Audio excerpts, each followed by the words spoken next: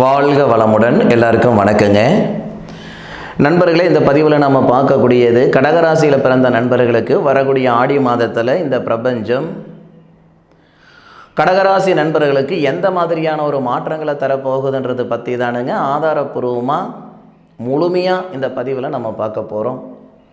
கடக மாதம், ஆடி மாதம் அப்படின்றது கடக மாதம் சொல்லுவோம். பொதுவாக சூரிய பகவான் எந்த பாவகத்தில் வராரோ அதுதான் மாதம். மேசத்தில் வரும்போது சித்திரை மாதமாகவும், ரிஷபத்தில் வரும்போது வைகாசி மாதமாகவும், அந்த மாதிரி கடகத்தில் வரும் பொழுது ஆடி மாதமாகவும் வரக்கூடியது தான் இந்த ஆடி மாதம். இப்போ ஆடி மாதம் பிறக்கப்படக்கூடியது ஆடி மாதம் 1ஆம் தேதி புதன்கிழமை அதிகாலை. அனுச நட்சத்திரம் சொல்லக்கூடிய சனி பகவானுடைய நட்சத்திரமாக இருந்தாலும் மகாலட்சுமியுடைய நட்சத்திரம் அனுச நட்சத்திரம். அனுச நட்சத்திரத்தில் முதல் பாதத்தில் 215 டிகிரியில் விருச்சிக ராசியில் இந்த மாதம் பிறக்கப்படுது. அப்படி பிறக்கப்படக்கூடிய ஆடி மாதம் கடகராசி நண்பர்களுக்கு சாதகமா அல்லது பாதகமா? பொதுவாக இந்த கடகராசி நண்பர்கள் சொந்தம் பந்தம், அண்ணன் தம்பி, அக்கா தங்கச்சி, மாமன் மச்சான் 1000 பேர் இருந்தாலும் தானாக கையை ஊனி கரணம் போட்டு தான் மேலே வரக்கூடியவங்க. உங்களுக்கு 20 வயசாக இருந்தாலும் சரி, 50 வயசாக இருந்தாலும் சரி, இது வரைக்கும் உங்களுடைய வாழ்வாதாரத்துக்கு முழுக்க நீங்கள் தான் உழைச்சி ஒரு கட்டத்துக்கு வந்திருப்பீங்க. அப்பேற்பட்ட கடகராசி நண்பர்களுக்கு கிட்டத்தட்ட ஒரு 2 வருஷ காலமாக கொடுத்த வாக்கை காப்பாற்ற முடியாத ஒரு சூழல், பொருளாதாரத்தில் பிரச்சனை, ஒரு நேரத்தில் இருக்கிற நிம்மதி சந்தோஷம் மறு நேரத்தில் இல்லாமல் போகிறது, குடும்பத்துக்குள்ளார குழப்பங்கள் இருக்கிறது, ஏன்டா இருக்கலாம் எதுக்கடா இருக்கிறது அப்படின்ற மாதிரி மனநிலையெல்லாம் வர்றது சகஜம். இந்த மாதம் ஸ்பெசிஃபிக்காக என்ன அப்படின்னா, இந்த சூரிய பகவான் வருடத்தில் ஒரே ஒரு மாதம் மட்டுமே, 365 நாளில் 31 நாள் மட்டுமே சூரிய பகவான் கடகராசியில் சஞ்சாரிக்கக்கூடியவர். சூரிய பகவான் இந்த கடகராசி நண்பர்களுக்கு மட்டுமே தனஸ்தானாதிபதியாக வருவார், வேறு யாருக்கும் வரமாட்டாங்க. தனத்துக்கு சொந்தக்காரர் யாருன்னு கேட்டிங்கன்னா கடகராசி நண்பர்களுக்கு சூரியன். அதனால் என்னவோ சொந்த மந்தத்துடைய சப்போர்ட் இல்லாமல் போகிறது, தானாக கையை ஊனி கரணம் போட்டு அடுத்த கட்டத்துக்கு வர்றது. சரி, இதெல்லாம் ஒரு புறம் இருக்கட்டும். தனஸ்தானாதிபதி உங்களுடைய ராசியில் குரு பகவானுடைய சாரம் வாங்குறார். மாத தொடக்கத்தில் ஆடி மாதம் 1ஆம் தேதி வராரு இல்லைங்களா? ஆடி மாதம் 1ஆம் தேதி, 2ஆம் தேதி, 3ஆம் தேதி, இந்த 3 நாள் பொதுவாகவே இந்த மாத பலன்கள் எதை மையப்படுத்தி நம்ம சொல்கிறோம்னா, சூரிய பகவான் எந்த பாவகத்தில் இருக்கிறாரு, யாருடைய நட்சத்திரத்தில் இருக்கிறாரு, அந்த நட்சத்திரம் கொடுத்தவர் எங்கே இருக்கிறார், இதுதான் முழுமையான மாத பலன்கள்.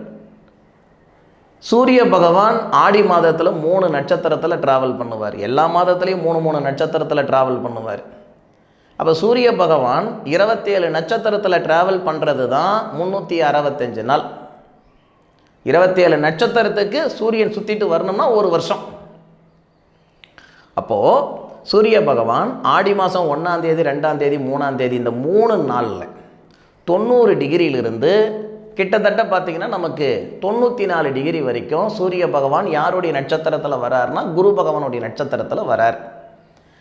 புனர்பூச நட்சத்திரம், ஸ்ரீராமர் பிறந்த நட்சத்திரத்தில் வரார். அப்போ அந்த கடகராசி நண்பர்களுக்கு குரு இப்போ நல்லவரா கெட்டவரான்னு கேட்டிங்கன்னா மகா நல்லவர். ஏன்னா கடகராசியாதிபதி சந்திரனுடைய நட்சத்திரத்தில் தான் குருவே இருக்கிறார். குரு கடகராசிக்கு 11ஆவது பாவகத்தில் இருக்கிறார் இல்லை? நிறைய ஜோதிடர்கள் சொல்லியிருப்பாங்களே குரு பலன் இருக்குதுன்ட்டு. அந்த குரு பலன் அப்படின்னு சொல்லக்கூடிய குருவுக்கு சாரம் கொடுத்தவரே சந்திரன் தான். ரோகிணி நட்சத்திரத்தில் தான் குரு பகவான் இப்போ இருந்து ஆகணும். சந்திரனுடைய தயவில் தான் குரு பகவான் இருந்து ஆகணும். அப்போது நம்ம ராசியில் வரக்கூடிய அந்த சூரியனுக்கு குரு பகவான் நட்சத்திரம் கொடுத்துருந்தா அது நமக்கு யோகமாக மாறுது. நம்மளுடைய மதிப்பும் மரியாதையை இந்த நேரத்தில் காப்பாற்றிக்குவோம். கழுத்து பிடிக்கிற அளவுக்கு பிரச்சனை இருக்குது, வாழ்வா சாவான்ற அளவுக்கு நான் இருந்துக்கிட்டு இருக்கிறேன் அப்படின்னா இந்த நேரத்தில் நான் வாழ்ந்துடணும், சாதிச்சு விடணும் அப்படின்ற ஒரு தன்னம்பிக்கையை உருவாக்கி கொடுத்துரும். மனுஷனுக்கு சொத்து சுகம் இருக்குதோ இல்லையோ, மன அழுத்தம் இருக்கக்கூடாது. அந்த மன அழுத்தம் மட்டும் இருந்ததுன்னு வச்சுக்கோங்களேன், சாமி சத்தியமாக சொல்கிறேன் பாருங்க, வாழ்கிற வாழ்க்கையை அர்த்தம் இல்லாமல் போயிடும். கடகராசி நண்பர்களுக்கு 100% என்னங்க, 100% 1000% சொல்கிறேனுங்க. மன அழுத்தம் நீங்கக்கூடிய அருமையான நேரம் இந்த நேரம். இது வரைக்கும் எப்படி இருக்கணும்னு தெரிஞ்சுக்கிட்டீங்க, யார் எங்கே வைக்கணும்னு தெரிஞ்சுக்கிட்டீங்க. ரெண்டு விஷயம். எப்படி இருக்கணும்னு தெரிஞ்சுக்கிட்டீங்க, யார் எங்கே வைக்கணும்னு தெரிஞ்சுக்கிட்டீங்க. இந்த அனுபவமே உங்களை முன்னுக்கு தள்ளிடும். இதுக்கு மேற்கொண்டு நீங்கள் வளரக்கூடிய வாழ்க்கைக்கும் சரி, வாழ்வாதாரத்துக்கும் சரி, இந்த அனுபவம் மிகப்பெரிய ஒரு சப்போர்ட்டாக இருக்க போகுது. அப்போ ஆடி மாதம் 1, 2, 3 தேதியிலேயே ஒரு சில மாற்றங்கள் ஏற்பட்டுடும். அதுபோக அந்த ஆடி மாதம் 3 தேதிக்கு மேற்கொண்டு பூசம் நட்சத்திரம்னு சொல்லக்கூடிய சனி பகவானுடைய நட்சத்திரம். சனி பகவான் நமக்கு அஷ்டமச்சனியாக இருக்கிறாரே சார் அப்படின்ற வார்த்தை நீங்கள் முன் வச்சாலும், சனி பகவான் அஷ்டமச்சனியாக இருந்தாலும், சனி பகவான் யாருடைய சாரத்தில் இருக்கிறாருன்னா போரட்டாதி நட்சத்திரம்னு சொல்லக்கூடிய குபேரர் பிறந்த நட்சத்திரத்தில், அதாவது குரு பகவானுடைய நட்சத்திரத்தில் தான் சனி பகவான் இருக்கணும். ஏற்கனவே குரு பகவானுக்கு சந்திரன் தான் நட்சத்திரம் கொடுத்துருக்கிறாருன்னு சொன்னனுங்க. அதுபோக சனி பகவானுடைய சாரத்தில் சூரியன் வரும்போது ஆகாதுன்னு சொன்னாலும், அந்த சனி பகவானுக்கு நட்சத்திரம் கொடுத்தவரே இந்த குரு பகவான் தான். தொழில்காரகனுக்கு இந்த பணக்கார கிரகன் சொல்லக்கூடிய குருவுடைய நட்சத்திரத்தில் இருக்காரு. அதுபோக இந்த நேரத்தில் வக்ரத்தில் இருக்கிறார். அதுதான் மிகப்பெரிய ஹைலைட். அப்போது அந்த சனி பகவானுடைய சாரத்தில் சனி பகவானுடைய சாரத்தில் சூரியன் வரும்போதும் உங்களுக்கு நல்லது பண்ணும். சார் அது எப்படி சார் நல்லது பண்ணும், எந்த வகையில் சார் நல்லது பண்ணும் அப்படின்னா, இது வரைக்கும் கிணத்துல போட்ட கல் மாதிரி நீங்கள் இருந்தால் இந்த நேரத்தில் ஆடி மாதம் 3 தேதிக்கு மேற்கொண்டு உங்களுடைய வளர்ச்சி நல்லா இருக்கும். உழைப்புக்கு தகுந்த உயர்வு ஏற்படுத்தும். வாழ்க்கைக்கு ஏற்ற வளர்ச்சி கொடுக்கும். அடுத்த கட்டத்துக்கு போகிறதுக்கு இந்த பிரபஞ்சம் உறுதுணையாக இருக்கும். நாம் என்னங்க கூரையை பிச்சுக்கிட்டு கொட்டணுமா நினைக்க போகிறோம்? அது ஒன்றும் இல்லைங்க. என் உழைப்புக்கு தகுந்த உயர்வு இருந்தால் போதும், என் வாழ்க்கைக்கு ஏற்ற வளர்ச்சி இருந்தால் போதும், என் பொண்டாட்டி பிள்ளைங்களை உட்கார வச்சு சோறு போடுற அளவுக்கு எனக்கு வசதி இருந்தால் போதும். இதுதானே ஒரு பாமரமான ஒரு நபருடைய எதிர்பார்ப்பு. இதுதானே நார்மலாக ஒரு பர்சன் இருக்கிறாரு அப்படின்னா, அந்த நார்மலாக இருக்கக்கூடிய ஒரு பர்சன் ஒருத்தர் எதிர்பார்க்கக்கூடிய எதிர்பார்ப்பு இதுதான். அது ஆணாக இருந்தாலும் சரி, பெண்ணாக இருந்தாலும் சரி. என் படித்த படிப்புக்கு உண்டான உத்தியோகம் கிடைச்சா போதும், இல்லை என் உழைப்புக்கு தகுந்த உயர்வு கிடைச்சா போதும், இதுதானே. அப்போ அஷ்டமச்சனியால் வந்த சங்கடங்களாக இருக்கட்டும், ராசிக்கு 10வது பாவகத்தில் குரு பகவான் இருக்கும்போது வந்த சங்கடங்களாக இருக்கட்டும், இது எல்லாமே இந்த நேரத்தில் 100% கடகராசி நண்பர்களுக்கு சாதகமாக இந்த பிரபஞ்சம் தரப்போகுது. இது வரைக்கும் பட்ட கஷ்டத்துக்கு உண்டான பலன். அப்போது சூரிய பகவான் தொழில்காரகன் தான். அதுபோக சனி பகவானுடைய சாரம் வாங்கும்போது தொழில் சார்ந்த விஷயத்தில் நிறைய மாற்றங்கள் இந்த கடகராசி நண்பர்களுக்கு வரும். ஒரு நிறுவனத்தில் வேலை செய்கிறீங்க, வேறு வழி இல்லாமல் கமிட்மெண்ட்டுக்காக வேலை செய்துக்கிட்டு இருக்கிறீங்க அப்படின்னா, இந்த நேரத்தில் பதவி உயர்வு ஏற்படும். ஒரு சில நண்பர்களுக்கு இடமாற்றங்கள் ஏற்படும். பதவி உயர்வோட இடமாற்றங்கள் ஏற்படும். ஐடி நிறுவனத்தில் வேலை செய்கிற நண்பர்களுக்கு வெளிநாடு போகிறதுக்கான வாய்ப்புகளை கொடுக்க போகுது. அரசாங்க உத்தியோகத்தில் டெம்பரவரியாக வேலை செய்கிற நண்பர்களுக்கு பர்மனெண்ட்டான சூழ்நிலைகளை ஏற்படுத்த போகுது. படித்த படிப்புக்குண்டான உத்தியோகமே இல்லாமல் நான் இருந்துக்கிட்டு இருக்கிறேன், நீங்கள் என்னவோ அப்படி இப்படின்னு சொல்லிக்கிட்டு இருக்கிறீங்க அப்படின்னா, ஒன்று படித்த படிப்புக்குண்டான உத்தியோகத்தை கொடுக்கும் இந்த பிரபஞ்சம், இல்லையா சுயத்தொழில் தடுமாறி செஞ்சுக்குவீங்க. அதாவது 16 படி ஏறுறதுக்கு 13 படி 14 படி ஏறிட்டோம், இன்னும் 2 படி நம்மளால் ஏற முடியலைன்னா இந்த பிரபஞ்சம் அழகாக இந்த நேரத்தில் அந்த 2 படியை உங்களை மேலே ஏற்றிவிடும். அப்போது கடகராசி நண்பர்களுக்கு கஷ்ட நஷ்டங்கள் நீங்கக்கூடிய ஒரு தருணமாக இந்த தருணம் வரப்போகுதுன்றதில் மாற்று கருத்து ஒன்றும் இல்லை. அதுபோக நம்ம ராசிக்கு 11வது பாவகன் சொல்லக்கூடிய இந்த லாபஸ்தானம் சொல்லுவோம் இல்லையா, மனுஷனுக்கு லாபஸ்தானம் முக்கியம்.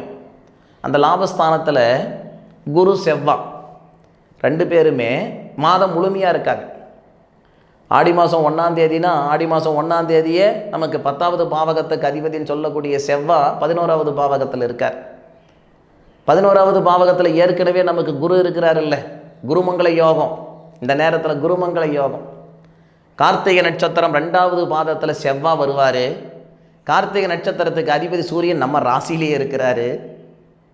குரு ரோகிணி நட்சத்திரத்தில் குரு இருக்கிறாரு. ரோகிணி நட்சத்திரத்துக்கு அதிபதி சந்திரன் நம்ம ராசிநாதன். அப்போ குருவும் செவ்வாவும் குருமங்கள யோகமாக இருக்காங்க.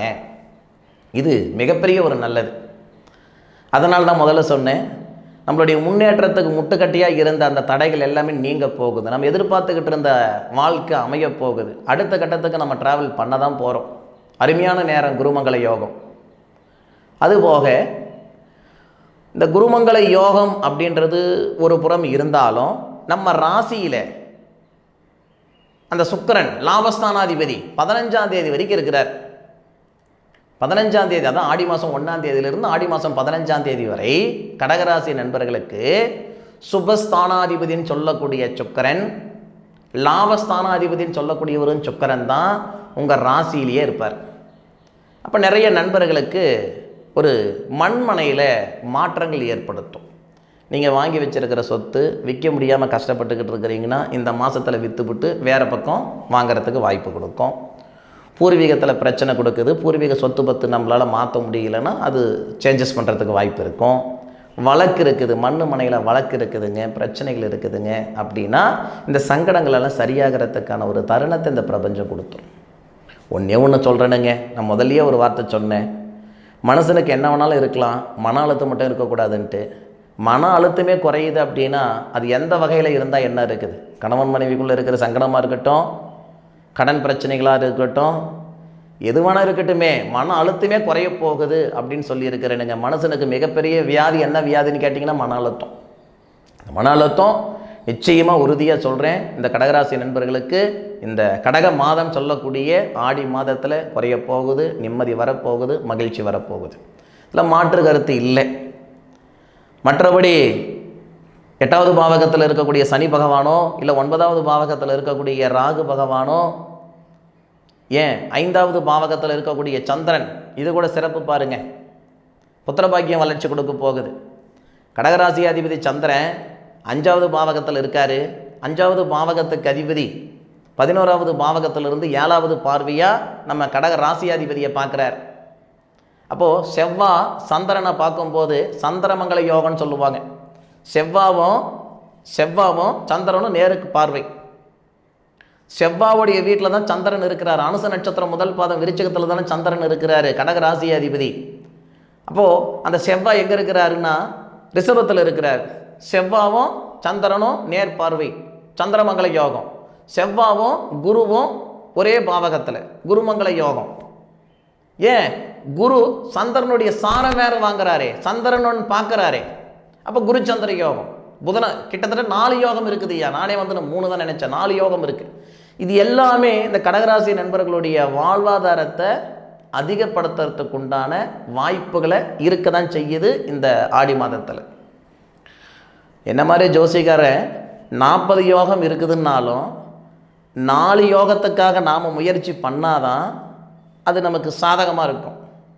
400 யோகம் இருந்தாலும் எந்த முயற்சியும் பண்ணாமல் இருந்தோம்னா 10 காசு பிரயோஜனம் இல்லை. பார்த்துக்கிடுங்க, நாம் எந்த இடத்துக்கு போகிறோமோ, நம்ம போகிறோம்னா அந்த அந்த முயற்சியோடு நம்ம கிரகநிலைகளும் நல்ல விதமாக இருந்தால் தான் முயற்சி திருவினையாக்கும். முயற்சி மட்டுமே இருந்தாலும் வேலைக்காகாது, இல்லை நேரம் மட்டும் சரியாக இருந்தாலும் வேலைக்காகாது. நேர காலங்களும் சரியாக இருக்கணும், அந்த நேரத்தில் முயற்சியும் பண்ணணும். இதுதான் சரியான ஒரு பாதை. நிச்சயமாக முயற்சி பண்ணுங்க. கடகராசி நண்பர்களுக்கு மிகப்பெரிய பிராப்தத்தை தரப்போகுது இந்த பிரபஞ்சம். சரிங்களா? அதுபோக உங்களுடைய சுய ஜாதகம் எப்படி இருக்குது அப்படின்ற ஒரு அமைப்புகளை ஒரு முறை பார்த்துக்கிடுங்க. என்ன தசை நடக்குது, என்ன புத்தி நடக்குது அப்படின்ற விவரங்களை பார்த்துக்கிடுங்க. மீண்டும் என்னுடைய காணொலியை அடுத்து அற்புதமான தருணத்தில் உங்களை அனைவரையும் சந்திக்கும் வரை உங்களிடமிருந்து விடைபெறுவது உங்கள் வீட்டு ஜோதிட நண்பனான மா காளிதாஸ் மணிகண்டன். திருச்சிற்றம்பலம். வாழ்க வையகம், வாழ்க வளமுடன்.